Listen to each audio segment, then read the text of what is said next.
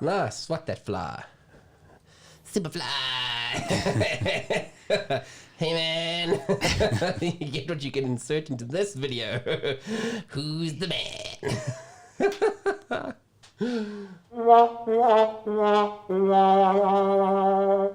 was the wrong button.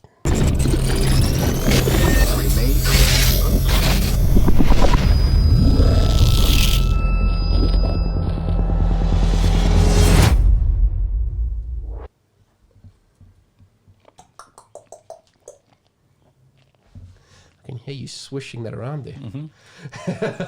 Sorry, sounds and mics always like interest me because of the industry I'm in. So I'm like, hey, I could use that sound. Like, that will be me having sex with a stuffed animal. oh, damn. Well, so this conversation is about me breaking a promise. it is about you breaking a promise. Guilty as Apologize. charged. Apologize. I'm sorry. We're knocking the camera there. Sorry. But Yeah, you need to. You need to apologize. so for those who don't know, Tell them what you didn't do. I made a deal with Warren, and I really didn't think he was going to stick to it. That's how this all starts. And I had to watch Harley Quinn animated, which I still really want to do. Mm-hmm. And he had to watch the Joker film. Mm-hmm. I did my end of the bargain. And I have not. And you know what? I think in a way, I kind of set you up to fail because I could have probably sent you a message or something to say, hey, guess what? I watched Joker, but I thought, no, I won't do that. Let's surprise Mark, and then we'll talk about it. So I get a twofer. We get to talk about the damn movie, and I get to like hold it over you like. It's okay. So yes, we need to get you to watch some of the Harley Quinn. Yeah, no, I definitely will, dude. Again, it's just like you said, it's sort of the accessibility, but we've talked about that off camera, and I'll get it. So yeah, I know, we'll make a plan. So what did you think? Big question. Yeah, look, I do agree with, I think we've had a discussion either on camera or off camera, I can't remember. It could be any movie. It didn't necessarily need to be named Joker. But it is a Joker movie because it is clearly set in Gotham. The Wayne family is integral and interlinked into the whole story. So yes, it is a Joker movie because of all of that. Yeah. Initially, if I'm honest with you, I was annoyed. I was irked. I didn't enjoy. Initially, he's almost like a simpleton, in a way, and that changes as the movie gets on. And I didn't like the simpleton angle, and they explain it initially because he's got some form of brain damage, and he gives people that card to explain that he's got this brain damage that causes him to laugh, etc. And initially I hated that. I was like, no, fuck that. It's you don't do that. You don't take a character like the Joker and just excuse and or explain it to brain damage. So initially I was annoyed. And as the story unfolds, and as you start to learn a little bit more about his mom and all of that sort of side of her world and the lies that she told him, and as he uncovers his own sort of personal history and stuff like that, and as these things start to compound, and it had that very nice Fight Club element to it, with him and the girl, and when all of these pennies start dropping and you realize it's like, okay, this is not just, oh, he's got a brain. No, shit happened to him that caused all of these things to happen, and he's a very damaged individual, not physically, but psychologically. It took its toll on him, and he's on the verge, and then you see the snap point moment. And that, I was like, okay, I'm happy, because it wasn't, they gave me this one view to start that pissed me off. And as things went on, I was like, okay, wait a minute, that's clever. Okay, I like how you're doing this. And in the end, I was very happy with that. I didn't like his laugh. I'll be honest with you. Something about it didn't work for me. I much preferred, either a Hamill demented laugh and or the original Jack Nicholson kind of one at times. But that aside... You know what I thought and was you know, when you kind of like have this expectation for yourself and then nothing can match up to it, so it fails. Fair. And what I thought is I didn't like his laugh. I agree with you. But what I did like when I like sort of thought about it after is it's uncomfortable as hell. And that's what it needed to be, because it was this, as you said, this kind of like disease. But what I thought is, you know, when he has these aha moment, becomes a Joker, I thought at some point his laugh was going to switch and go from uncomfortable, weird, and he owns the laugh, and then it becomes way more like, demented. I would have enjoyed that angle too, where he properly comes. It's almost of like he's age in a learning way. his own. That's what I thought was going to happen, and it never happened for me. And I was like, the only moment for me like that is when he literally takes the blood and goes like this. I was like, okay, like slow clap, you know, like, because that was I agree with you. That moment would have been perfect for it to be complemented with a sudden, this new Joker, like evil, blood curdling kind of terrifying laugh coming through. And that was missing for me. Yeah. But otherwise, it was, I enjoyed it. I liked, this heavily depressed, oppressed city. He becomes a symbol, right or wrong. And the myth of this guy in a mask suddenly elevates, and he grows into that, like you say, and I don't know if you've seen though. There's a few rumors which the director hasn't answered, but they're saying because you mentioned that because of the lady that's in it, which is Zaza Beetz, I think. Zazie Beetz, yeah. It's like this girlfriend, but not like, and it's an unreliable narrative, like Fight Club-y kind of like you mentioned. And what they're saying is that there's rumors where people like, so where he is on the car and he does that, and they like kind of carry him. They're saying that after the car accident, and I'm just, you talking actually jogged because I've watched it longer now, but they're saying that was KO for him, and that's him in his own mind being so successful, and then it cuts to like he was always in the hospital. Like, okay. So there's lots of like weird theories because he is an unreliable narrative throughout the whole thing. Yeah. One or two other moments that I liked is like there's one moment where he kills all those guys and then he asks that other dude to help him open the door or whatever. And it's like quite calm. The little midget asks him and he gets up. Okay, sorry, cool. I was just like, that is so dark. Like, but to me, it worked very well. That was Joker.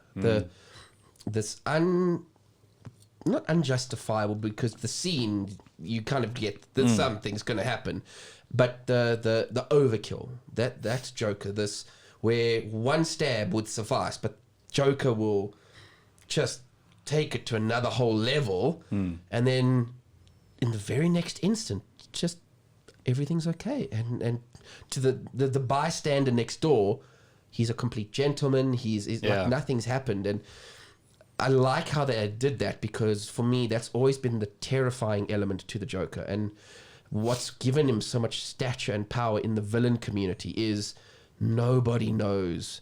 He's that volatile, unstable element. Nobody wants to really work with him or work for him, because nobody knows what the backlash could be or when.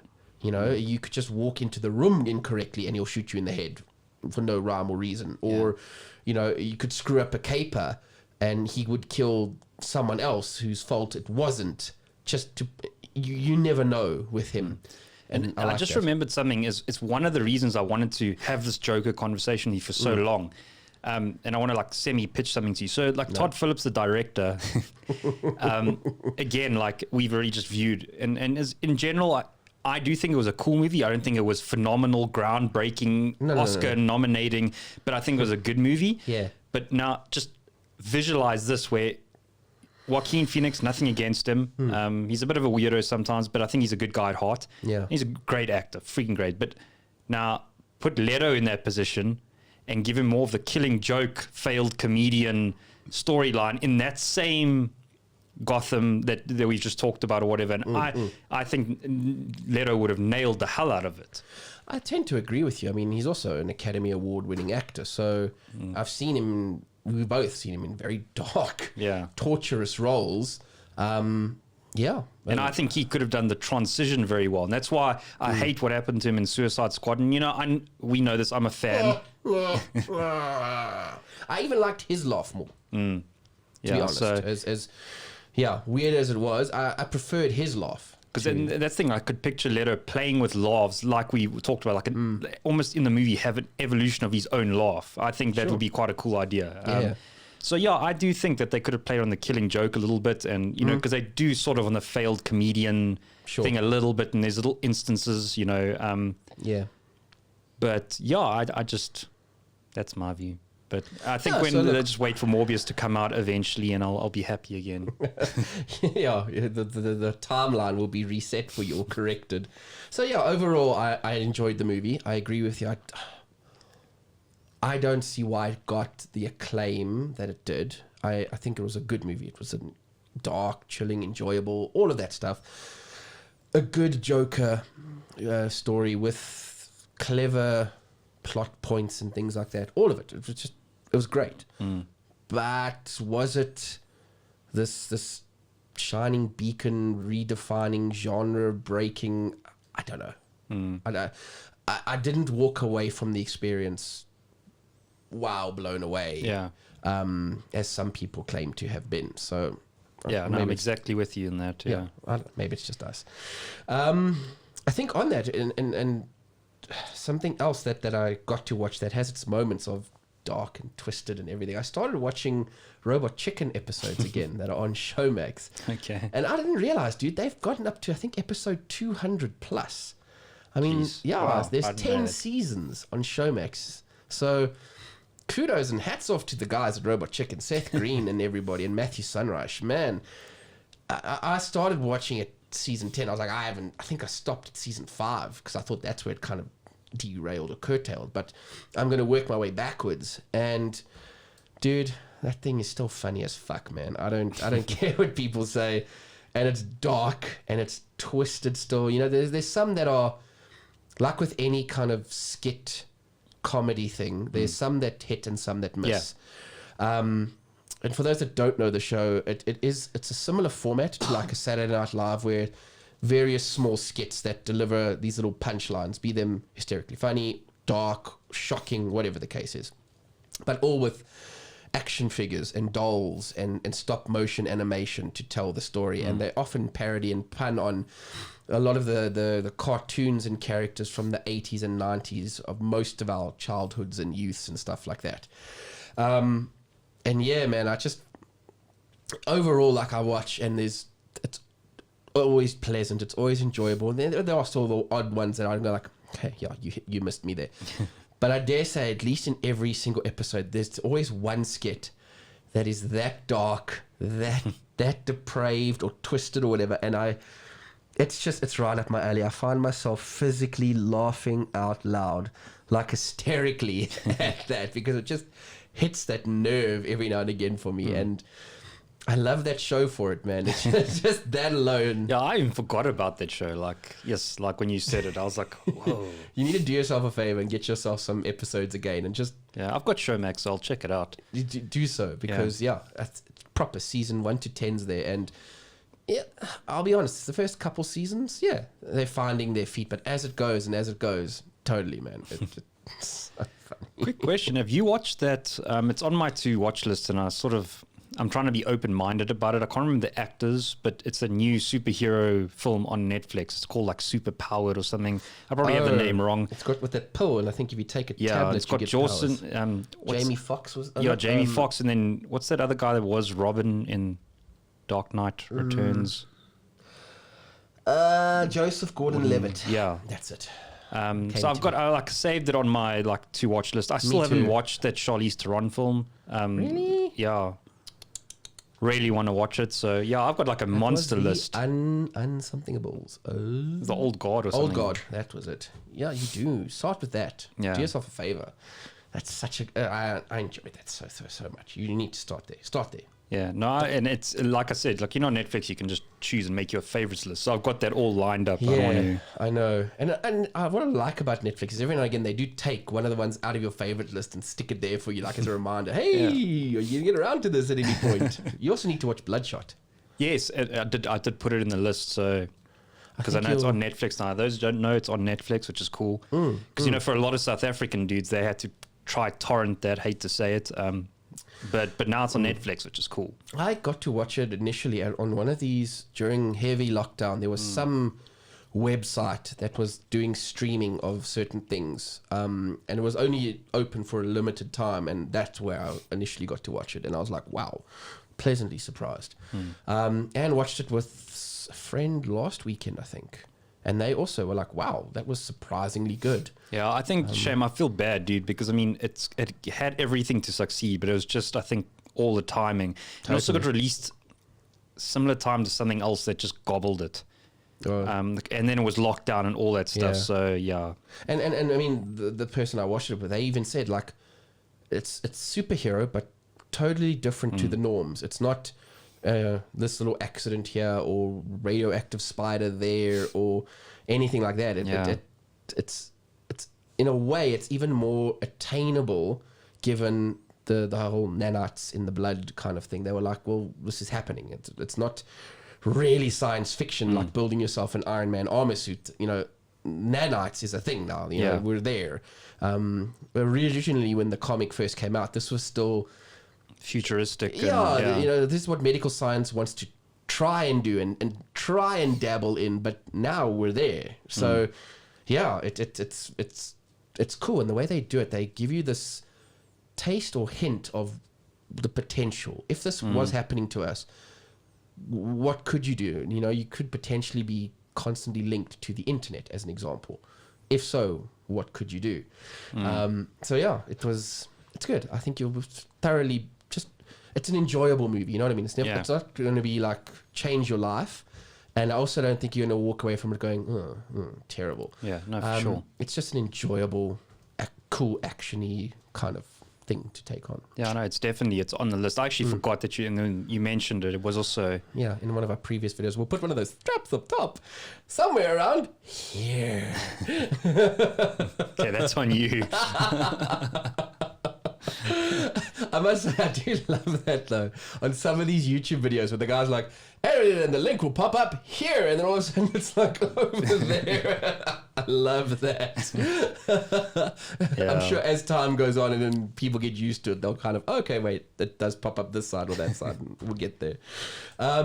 Speaking of though, movies and that, when we were having our little brunchy, breakfasty, I don't know what you want to call it, when we were just talking about the overall movie experience, and I know you said you definitely wanted to talk more into stuff like that. No, definitely. So those who don't know, South Africa, which I'm pleasantly surprised is opening cinemas 28th of this month, which is August, whenever we get these videos out. And I don't know how the international market's handling it, and I don't know also how they're social distancing and doing all that. But you know, I said this to you, and I know a lot of people like, you know. Sorry, I just wanted to mess with that and see. But I speak to a couple of friends, and they're just over the cinema experience. You know, someone like, I've got a mate, which you also know, Gordon, and he is a smoker, and he's like, he just can't sit still. It's just not going to happen. He doesn't even go to cinema anymore. You know, I still love the friends getting together, the low lights, the popcorn, the smell, slushies.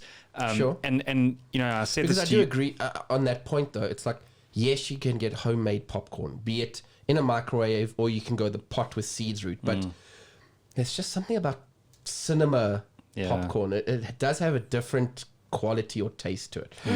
And also what I like is, besides the fact that you've all gotten together, usually as a friend group, and sometimes it's just like, you know, you and I will go watch a movie or whatever. Holding pinkies too. Yeah. Like that. That threw your train of thought. But yeah, what I do like is, look, if it's a boring film, fair enough, you will find ways to keep yourself busy. But I like that you talked about it. You said it really well, where there are these like invisible rules put in place. Put your phone away. Shut up. Yeah. Be polite. And yes, respectful of everyone else. Yeah, you'll have the odd kid or someone that doesn't want to shut up and not laugh or keeps laughing or whatever. And fine. But that's why I go to the movies with the trank gun. Mommy, mom. Don't ruin this with words. Duct tape. Yeah, so in that whole vibe, and that's why like everyone was like, oh my God, they're so scared to go back to movies. I'm like, and you and I have also talked about this. We go to the Prestige, which is, there's less people in the cinema. It's more spacious. Let's call it what it is. It's elitist in a way. I'm going to pay you more money so that I can be separated from the norm. Yeah, and so I've been a big, like, whatever you want to call it, fan of them getting movies open, getting movies back on the cinema. There's a lot, and the companies have been holding out Tenet, which is Christopher Nolan's new film. Okay. Yeah, apparently they said it's going to probably be the first big title that goes on. They've moved Wonder Woman several times because they wanted, and the New Mutants film is going to come out now. Now it's actually, and dude, I'm actually show you. If you guys haven't, go check out the new trailer. It actually looks pretty sick. Oh really? Like because you remember Fox made that film and then the whole buyout went, and it looks like they have reworked some of it, but they've kept the core story. And apparently, when Kevin Feige originally watched it, he was like, "No, I'm happy with the film."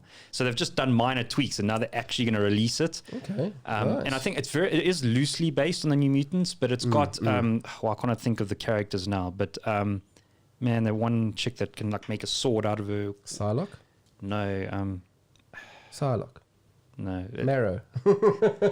I've probably got the whole character wrong, but I know it isn't Psylocke, but I'll put her up on the screen. Have you ever heard of Psylocke? I have. She's an X-Men. Fool. Just keep dancing around. She's all purple and stuff. Her swords are purple and her hair is purple. Yes. But there's a couple of characters, and I Like can't think Psylocke. of... No, Psylocke's not in the New Mutants. But yeah, it looks really cool. And it is, they made like a horror film, but it works in the context. And I think it is going to be very loosely based. What I'm interested to see is if they're going to make them continuity and grow them as the characters, or if it'll just be once off. Interesting. Yeah. Yeah, so all these are going to be coming to cinema, and I want to go watch them. I'm keen, man. I'll be the first guy in the line. Yeah, I must say, given the last 5, even 6 months, I've actually lost track right now of what we've been through, isolating and stuff like that. I do miss, and we were talking about it, that experience. And for me, cinema lost it at some point, where at one stage it was an experience. It was like you'd even find yourself getting a little bit dressed up to go to the cinema. And totally with you. You go in there, you get all your amenities and everything ready. You plop yourself down, for like those 2 hours or plus, this is where you are, and you're invested in this experience, if it's a decent experience. And all those unwritten common respects and rules and everything, like, put your phone away. 100%, all of that stuff.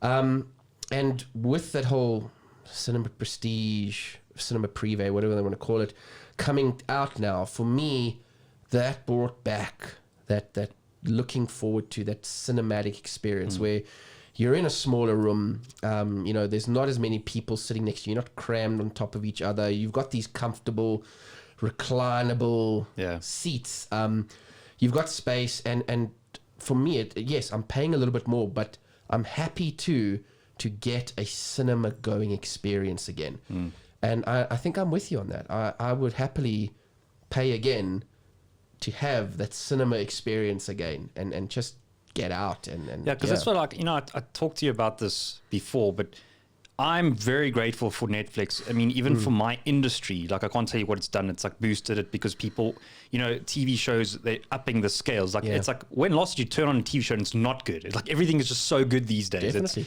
It's and getting that, there, the caliber of actor that gets attracted to what they're doing. So the disruption, I think, is really cool. And I think it still has left a space for cinema. But what I don't like is that because it's so casual, because you're at home, because you can turn on Netflix, you can be distracted by your phone. Sure. Kira and I can be next to each other. She can be playing a video game. Yeah, the hour's coming up. I need to collect more of my cards and my coins. You see what I mean? Or you can get up and go to the bathroom casually. You can cook supper, let something play in the background. And it takes away from that.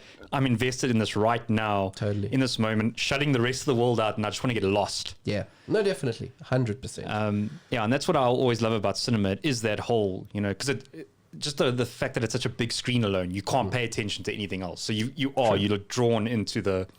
No, I'm with you, man. 100%. So, yeah, I'm on the same page. I'm glad it's back. I'm glad... And something like the Privé even lends itself to reduced, gathered things. I think they only have so many people in that cinema anyhow. And I Yeah. don't think it crosses the 50 mark. No, not even close as far as I know. I think the one in Santon might. It's Okay. but I think the one in Cresta and other places is significantly smaller. I it's- might it's have it the 40 other way or less around. at Yeah. least, yeah. So that's right up that alley for what they're saying we're allowed to do as far as people in a specific area goes. So, yeah, we should Hashtag support cinema. support local cinema, support foreign, just support it. Because also, I mean, I know Kira's super stoked, dude, and I am too to see the new Wonder Woman. I'm just keen from so many angles. The whole 80s era, Yeah. I think is going to be cool. And then just seeing what they do with Cheetah from a visual effects point of view. I don't know if you know she's in there. She is, and it's Kristen Wiig doing it, which I'm Yeah, excited about. and they're going to have a version of Maxwell Lord, which is the dude that did Mandalorian. I can never remember his name. Oh, cool, nice. He's a cool actor. Yeah, he's a very cool actor. So they've got a lot going for them. So keen. So, if you liked what Mark and I were talking about here, or just like our content in general, Please like, subscribe, and hit the bell notification for more videos. and yeah, do us a favor and find us on the social media platforms like Facebook and Instagram. See you in the next video.